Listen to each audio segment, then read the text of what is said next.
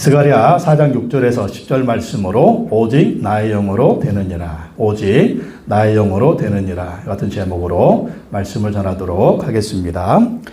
우리가 인생을 살아가다 보면 절망의 날을 만날 수가 있습니다. 아무리 힘을 쓰고 애를 써도 안 되는 그런 환경, 형편을 만날 때가 있죠. 그 시간이 1년이 될 수도 있고 2년이 될 수도 있고 10년이 될 수도 있고 16년이 될 수도 있습니다.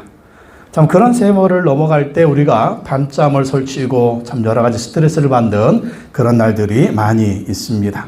절망스러운 인생이 되고 어떤 때는 아이고 안 되는구나 자포자기하고 포기하자 그런 마음을 가질 때가 있습니다. 그런데 아무리 우리가 연약하고 환경이 그렇다 할지라도 하나님이 도와주시면 어떤 절망의 환경도 희망의 환경으로 바뀔 수가 있다라는 것입니다.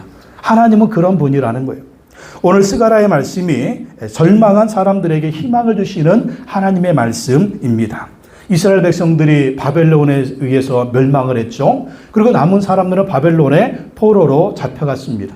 그런데 하나님께서 70년 만에 너희 포로들을 다시 돌아오게 하겠다 약속하셨어요.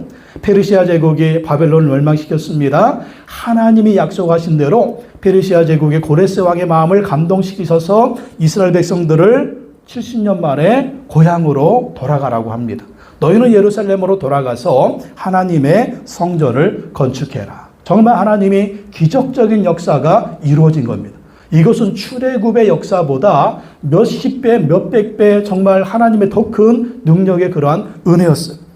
대제사장 여호수아와 또 다윗의 자손이었던 스룹바벨이 총독이 되어서 이스라엘 백성들을 포로들을 이끌고 예루살렘에 귀환을 합니다. 그리고 제일 먼저 성전 건축을 시작하는데 그 일이 쉬운 일입니까? 주변 나라가 반대하죠. 성전 건축은 뭡니까? 이스라엘 백성이 다시 살아난다는 거예요. 이스라엘 나라 다시 회복된다는 겁니다. 그러니까 주변 나라들이 좋아하겠어요? 이스라엘이 세워진다는데 다 반대하는 거예요. 모함하고 왕한테 투서하고 온갖 방해를 하게 됩니다. 그리고 다시 돌아온 이스라엘 땅 예루살렘은 어떻어요? 완전히 성벽도 없어요. 파괴된 땅입니다. 먹고 살 것도 황폐한 땅에 그러니까 거기서 먹고 살려고 하니까 사람들이 또 얼마나 힘들겠어요. 그렇게 성전 건축을 하는데 이 온갖 방해와 어려움들 때문에 성전 건축이 중단이 된 거예요. 몇 년 동안 중단됐어요? 16년 동안. 1, 2년도 아니고 16년 동안 성전이 건축이 바로 중단됐습니다. 아무리 힘쓰고 애쓰고 노력을 해도 안 되는 겁니다. 그래서 총독 스룹바벨도 그렇고 대제사장 여호수아도 그렇고 이스라엘 백성들이 하루하루 정말 절망 가운데 좌절 가운데 살고 있었습니다. 그때 하나님이 선지자 스가랴를 통해서 말씀하시는 것입니다. 이스라엘 백성들에게 희망을 주시고 이스라엘 백성들에게 용기를 주시고 이스라엘 백성들한테 미래를 보여주시는 거예요. 그리고 내가 너희와 함께 할 것이니 성전 건축을 완성해라. 내가 너희를 도와주겠다. 그러면서 다시 성전을 건축하라고 하는 이 말씀을 주시는 것입니다. 우리도 인생에 절망이 올 때마다 어떻게 우리가 희망을 가지고 일어나 살 수가 있느냐. 하나님을 의지해야 될 줄로 믿습니다. 우리 자신을 보면 환경을 보면은요 계속 주저앉을 수밖에 없다라는 거예요. 그러나 하나님을 의지하고 하나님의 인도하심 따라가 살면 다시 일어날 수가 있다라는 것입니다. 이 절망의 시간에 하나님 우리를 어떻게 도와주실까요? 오늘 말씀을 통해서 살펴보도록 하겠습니다. 첫째, 하나님은요 예주산이 1번 어제 12시에 들어와가지고 좀 졸릴 거예요. 대만 갔다가 첫째, 하나님은요 미래에 대한 희망을 주십니다. 하나님 미래에 대한 희망을 주신다. 스가랴 8장 4절에서 8절 말씀인데 자 다음 장 보겠습니다. 1장 8절 다 같이 읽어볼까요? 1장 8절 아니 그렇지. 내가 밤에 보니 1장 18절 내가 눈을 들어 본즉 2장 1절 내가 또 눈을 들어 본즉 3장 1절 여호와께서 내게 보이시니라.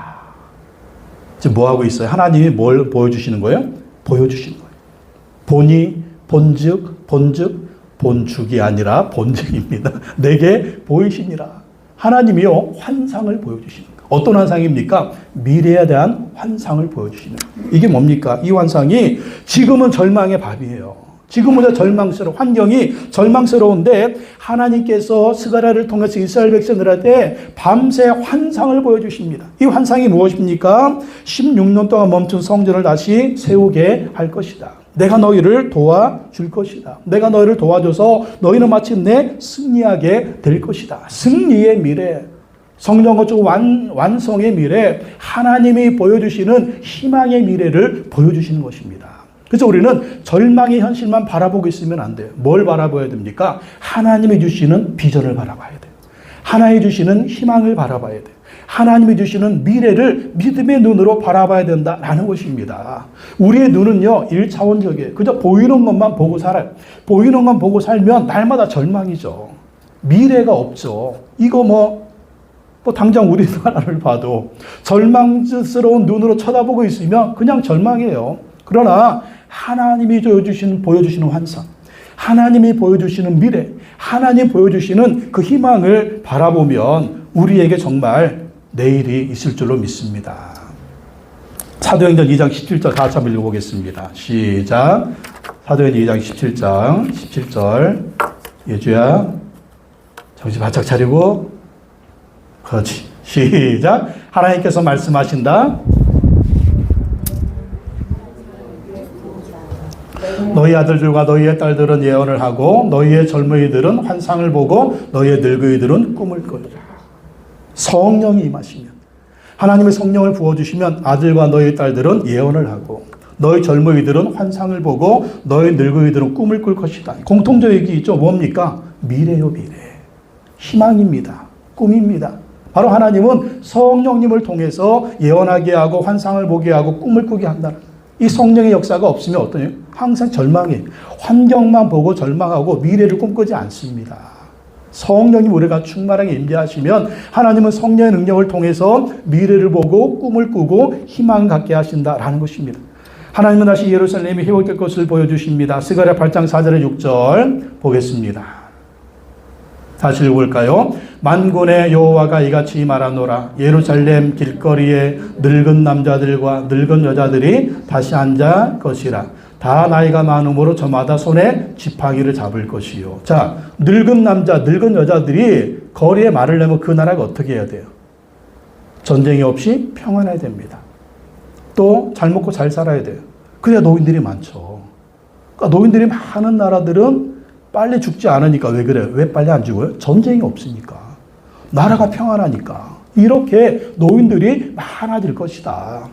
근데 또 노인들만 많으면 안 되죠. 5절 읽어보겠습니다. 그 성읍거리에 소년과 소녀들이 가득하여 거기에서 뛰놀리라. 소년과 소녀들이 가득하다. 그러니까 젊은이들이, 어린아이들이 가득하니까 얼마나 미래지향적인 도시입니까? 그러니까 우리나라 지금 문제가 뭐예요?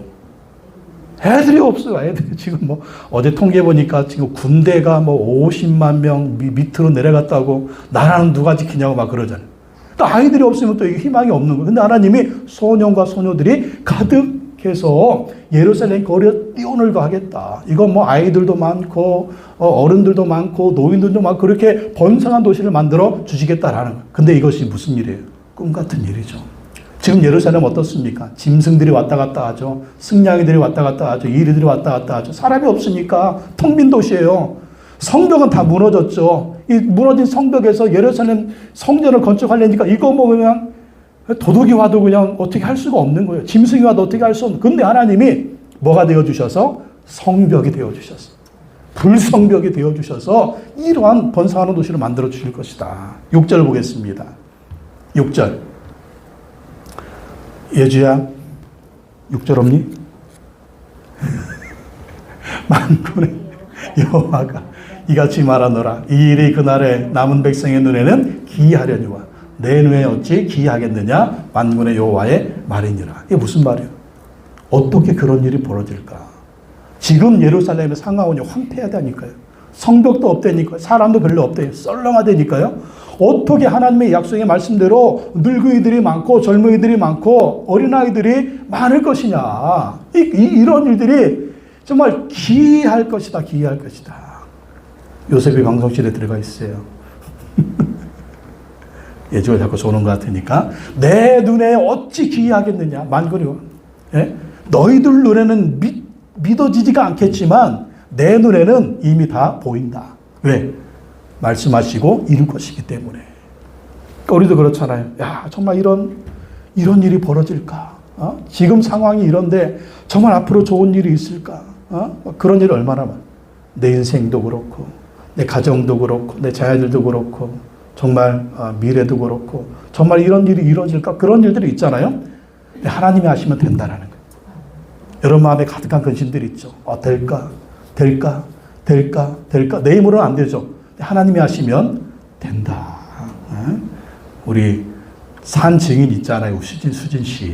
여기 앉아서 예배 드리는 거, 우리 정말 기도하면서 우리 수진 씨가 이렇게 같이 예배 드릴 수 있을까?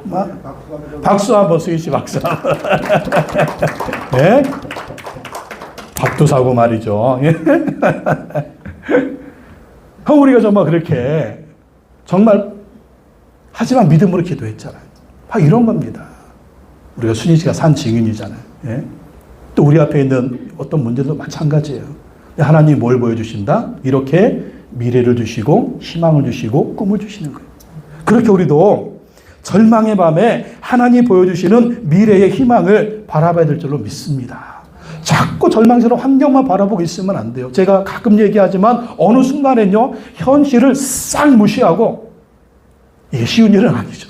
현실을 싹 무시하고 하나님이 약속하신 미래를 믿음으로 바라봐야 됩니다. 그게 믿음의 법칙이에요. 바라봐야 법칙이에요. 예? 스가랴는 이렇게 환상이라도 보여줘. 우리 눈에는 환상 안 보이는데요. 환상 안 보이는데요. 하나님 보여주는 것도 없는데요.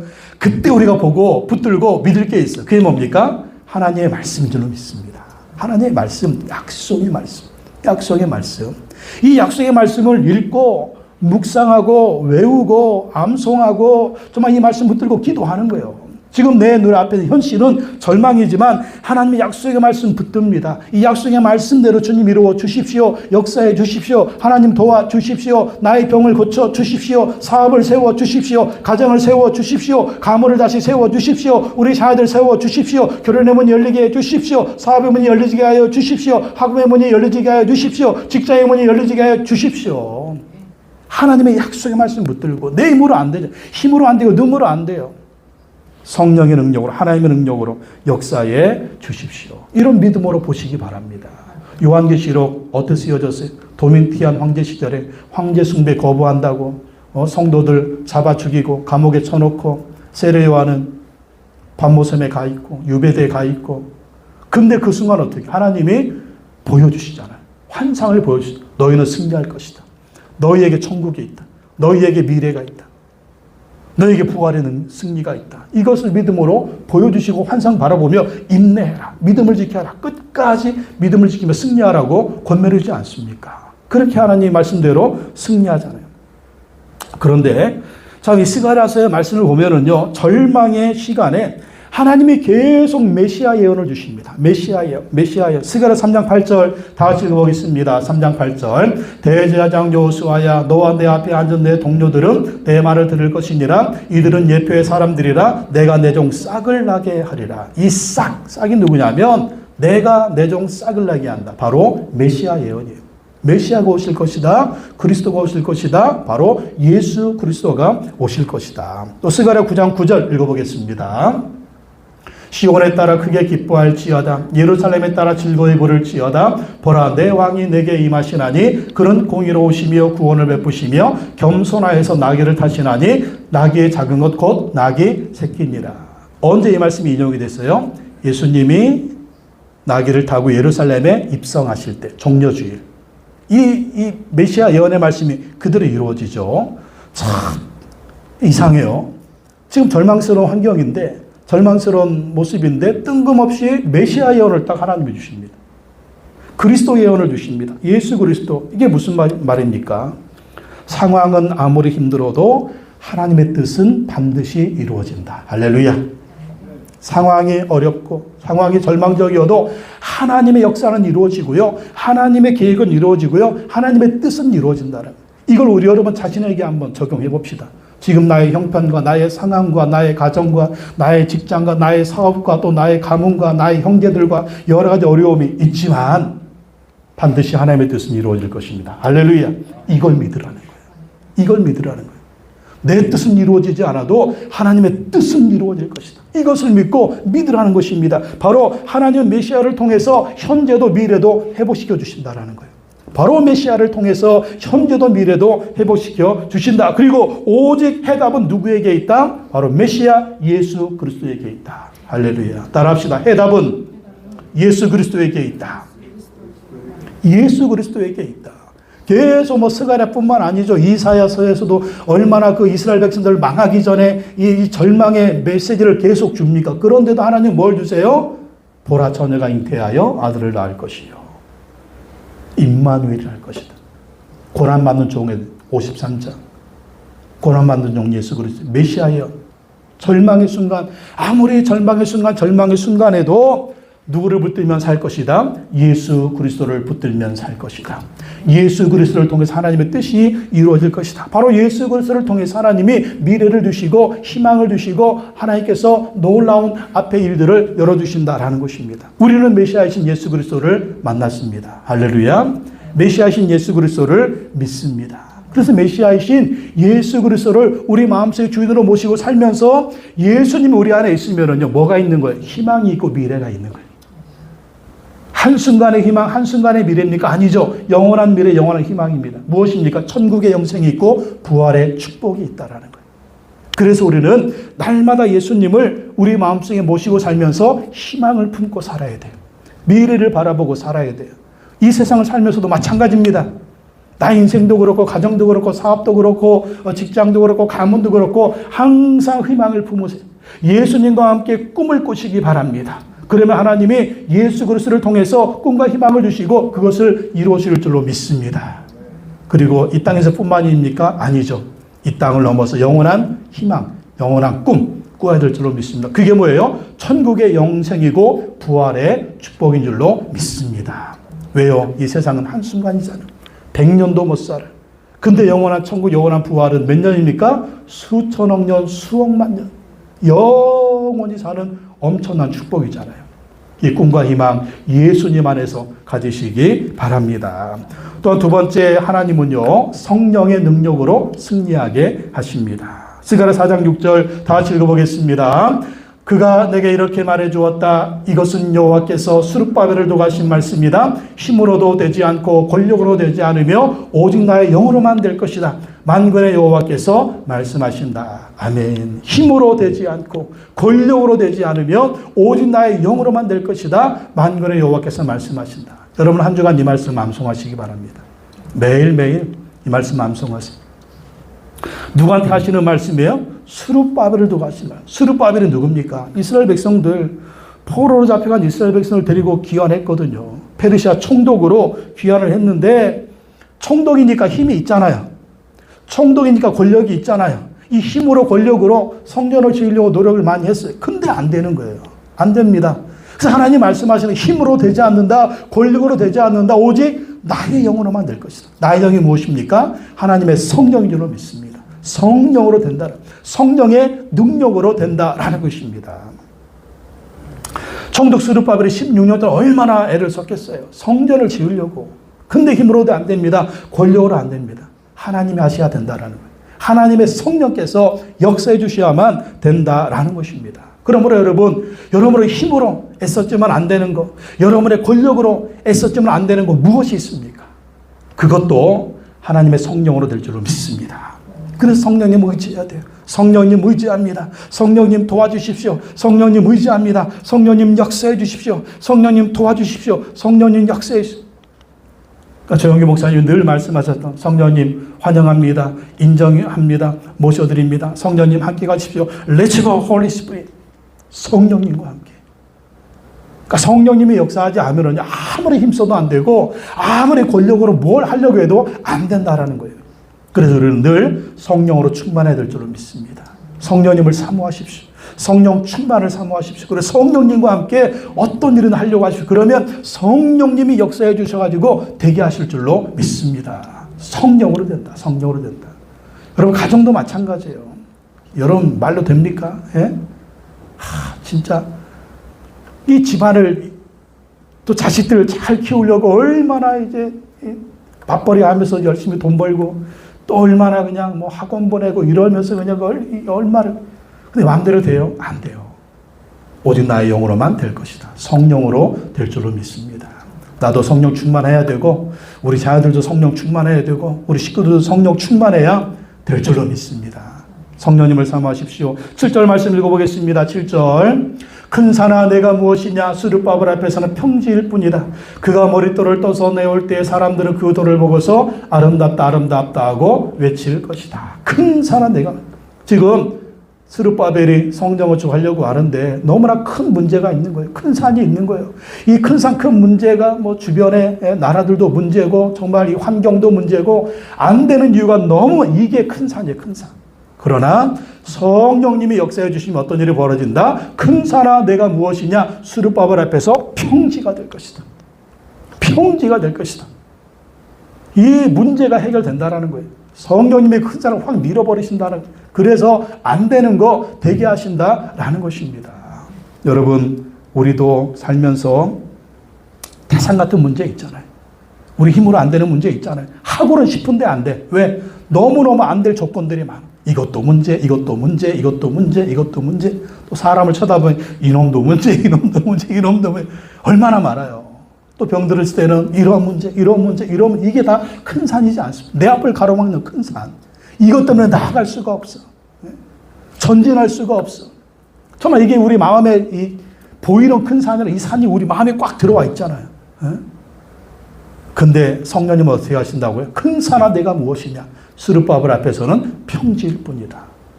성령님이 그렇게 역사할 줄로 믿습니다. 우리는 열심히 사는 거 중요하지만 열심히 살면서 우리가 할 일이 무엇입니까? 하나님의 능력 의지해야 되고요. 성령님의 능력 의지해야 돼요. 참 인생이 그래요. 될 거 같은데 안 돼. 참 될 거 같은데 안 돼요. 그게 뭐가 필요한 거예요? 하나님의 능력 한 끝이 필요한 거예요. 성령님의 능력 한 터치가 필요한 거예요. 조금만 딱, 그것만 딱 좀 되면 될 텐데 그게 하나님의 능력, 그게 성령님의 능력이라는 것입니다. 그래서 우리가 그 능력을 의지할 줄로 믿습니다. 그래서 우리가 큰 산 앞에 좌절할 것이 아니에요.